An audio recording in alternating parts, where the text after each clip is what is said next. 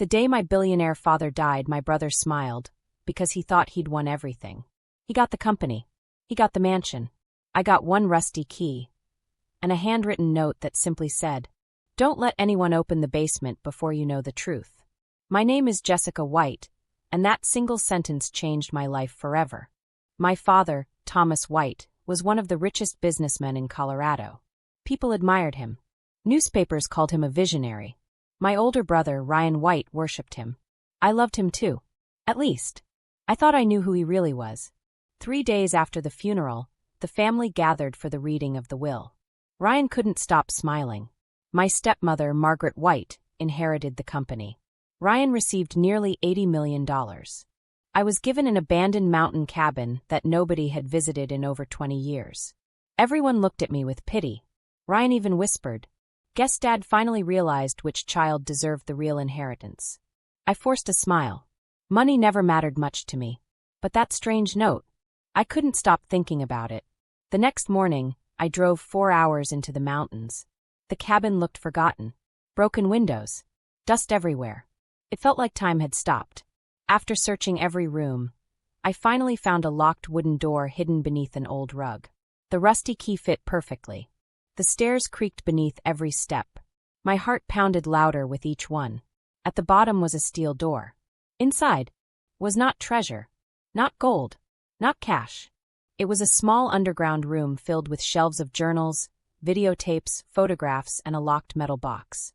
On top sat another note. "Jessica, if you're reading this, it means I trusted you more than anyone else." My hands shook. Inside the first journal, I found records dating back 25 years. Every page described secret payments, threats, bribes, names of powerful people, including my brother Ryan. I slammed the journal shut. There had to be another explanation. Dad couldn't have been involved in all this. Could he? I took one videotape home. It had today's technology converted onto a flash drive. When I pressed play, my father appeared on the screen. He looked exhausted. "If you're watching this, I failed.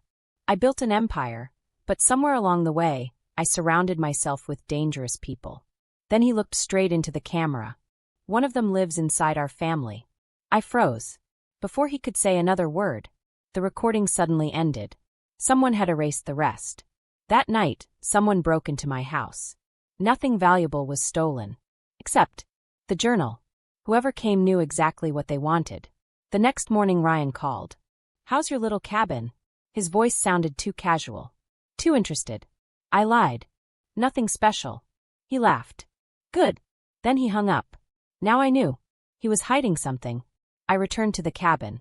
This time I searched every inch. Behind one loose brick, I discovered another key. It opened the locked metal box. Inside was a hard drive and one sealed envelope. The envelope had only 3 words. "Read last." I connected the hard drive.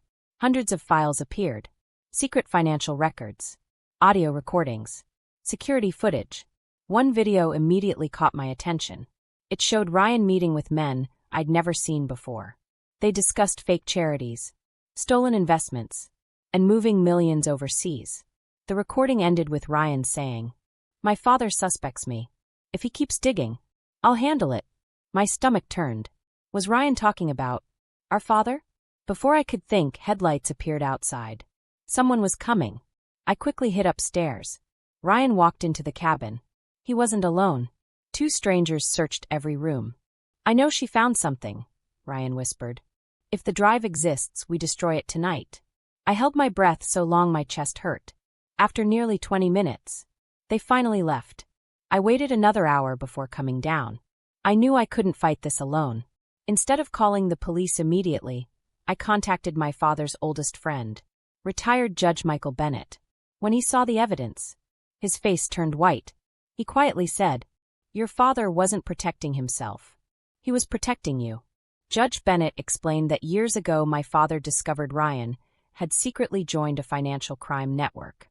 Rather than exposing his own son without enough proof, Dad spent years collecting evidence. He planned to hand everything to federal investigators. But he died before he could finish. There was one question that still haunted me. Did Dad die naturally? The judge looked at me for several seconds. Then he handed me one final document. It was Dad's medical report. Someone had switched his heart medication weeks before his death. I couldn't breathe. My own brother had likely murdered our father. Judge Bennett contacted federal investigators immediately. Within 48 hours, they searched Ryan's office, his homes, and several company buildings. The evidence from the hard drive matched everything they found. Hidden bank accounts, fake businesses, bribery, fraud, millions of stolen dollars. Ryan was arrested before sunset. As officers led him away, he looked straight at me. "You should have taken the money," he said. Instead, I remembered our father. His final gift had never been the cabin or the evidence. It was the chance to choose truth over wealth. Several months later, the company was sold. The stolen money was returned to investors. Part of my inheritance funded scholarships for students who could never afford college. The old mountain cabin still belongs to me. I visit it every year. Not because it reminds me of betrayal, but because it reminds me that character is the only inheritance that truly lasts. Sometimes the greatest gift a parent leaves behind isn't money. It's the courage to do what's right, even when it costs everything. Thank you so much for watching. If this story touched your heart, please like this video, subscribe for more emotional stories every week, and leave a comment telling me what you would have done if you were in Jessica's place.